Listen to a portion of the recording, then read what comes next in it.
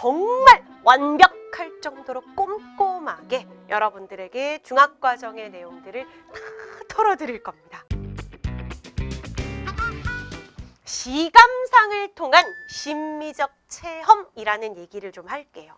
일단 시는 알지. 1, 2학년 때 배웠잖아. 시 모르는 애는 없어. 시감상을 통한 뭐 여기까지는 다 이해가 돼. 근데 뒤에 심미적 체험? 체험은 선생님 내가 막 경험하는 거지. 맞아요. 경험하는 거야. 근데 심미적 이러니까 너무 어렵게 느껴지시죠?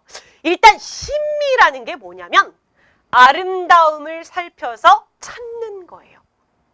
사람은 누구나 아름다움을 살펴서 찾고자 하는 본능이 있어요. 그쵸?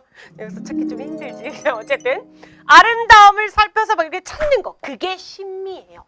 자, 심미적 체험이라고 해서 우리가 시를 읽으면서 그 내용과 표현이 아름답다, 또는 추하다, 또는 비장하다, 조화롭다, 우스꽝스럽다, 뭐 이런 여러 가지 감정들이 들죠.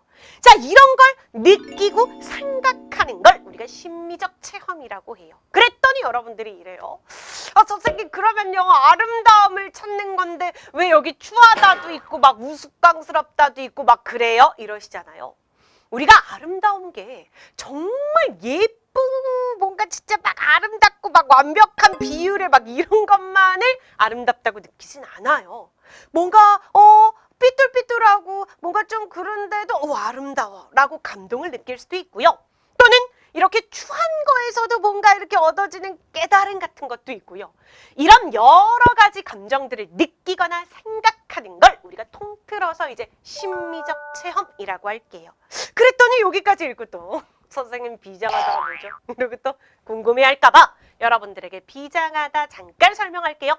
비장하다는 건 슬프면서도 그 감정을 막 억눌러가지고 막 이렇게 씩씩하고 막 장하고 막 이럴 때 우리가 비장하다라고 얘기합니다. 자, 어쨌든 자, 이렇게 다양한 생각들을 느끼고 생각하고 이런 것들이 심미적 체험인데 우리가 시의 표현이라고 하는 건 심상을 불러일으켜서 시각, 촉각, 미각, 청각, 후각 이런 거 있잖아. 이런 감각과 상상력을 자극해요. 여러분 시 1, 2학년 때도 배웠지만 시의 3요소 혹시 기억나세요? 내가 너무 무리한 걸 요구했지? 자, 얘들아, 시의 3요소라는 거 1학년 때부터 하셨는데 잠깐 떠올려 볼게요. 일단 시는 시인이 말하고자 하는 중심 생각이 있어요. 그걸 우리는 의미적 요소라고 해서 주제라고 하고요. 시를 읽을 때 마음속에 이렇게 쫙 떠오르는 이미지가 있어요. 그걸 회화적 요소라고 해서 심상이라고 하고요. 시를 읽을 때는 우리가 나도 모르지만 리듬을 타요. 그죠? 음악적 요소라고 해서 바로 운율이라는 게 있어요. 그래서 주제, 심상, 운율 이런 걸 시의 3요소라고 하는데 지금 심상에서도 얘기를 했던 것처럼 우리가 시를 읽으면 한 편의 그림을 그리듯이 떠오르는 이미지와 같은 게 있거든요. 그래서 시의 표현은 이런 감각과 상상력을 자극하게 됩니다. 그래서 여러분들은 시를 읽으면서 상상력에 자극받아 장면도 떠올리게 되고요. 거기서 여러 가지 감정들도 느낄 수가 있어요. 이제 시를 통한 심미적 체험을 하셔야 합니다. 자, 그럼 심미적 체험, 이 귀찮은 걸 도대체 왜 해야 되냐? 그치? 좀 귀찮지? 그치? 근데 이걸 해야 되는 이유가 있어요. 이런 다양한 효과가 있기 때문인데요. 작품에 대한 심미적 경험을 확장할 수 있어요. 여러분들이 실제로 가서 보고 보면서 느끼고 배우고 깨닫고 이런 건 한계가 있어. 다시 말하면 직접 체험에는 한계가 있어. 얼마나 많은 세상을 뭘 니네들이 직접 가서 본다고. 나도 이 울타리에서 벗어나지 못해. 그죠? 그런데 문학이라는 세계를 통해서 우린 충분히 간접 경험할 수 있거든요. 그래서 이런 심미적 경험을 확장해 나갈 수 있고요. 그리고 자신의 삶을 성찰할 수도 있어요. 돌아보고 반성하고 깨닫고 이렇게 해볼 수 있고요. 그리고 자신의 삶 또는 세계를 깊이 있게 이해할 수 있어요. 문학을 통해서 내가 몰랐던 것도 이러면서 도가 트이는 소리도 내고요. 여러분들이 삶이나 세계에 대해 깊이 있는 이해도 가능해져요. 그러므로 이렇게 심미적 체험을 문학 작품을 통해서 좀 해주시라고요. 아셨죠? 자, 그러면 알았어. 이제 해야 되는 것까지는 알았는데 그 밑에 보시면 소통으로서의 시문학 문학이라는 게 있습니다. 그러면서 뭐 이렇게 신기하게 생긴 표를 제가 이렇게 동그랗게 한번 만들어 봤어요.